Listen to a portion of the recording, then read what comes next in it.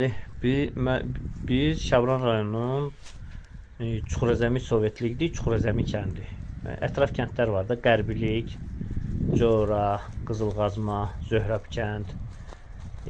İşığımız da Siyezən rayonundan gəlir, Siyezən elektrik şəbəkəsindən gəlir. 16-sında yağan qardan bütün stolbalar, tellər hamısı kəsilib, tökülüb yerə. 70-ci illərdə çəkilən xəttdir. Bir dənə nə təzə dirək, nə heç nə. Arada bir indi bir dənə, iki dənə belə orada lap daha bərbad vəziyyətə düşəndən sonra bir iki dənə dirək mirək getirmək olurdu. O da yol iz çətin vəziyyətdədir. İndi də gedib Siyezən elektrik şəbəkəyə müraciət eləyiblər. Mən olmamışam, ancaq ki, eləyənlər olub.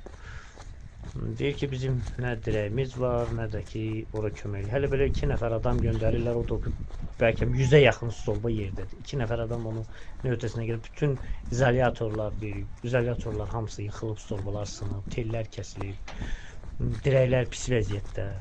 Yəni, heç bir köməklik yoxdur.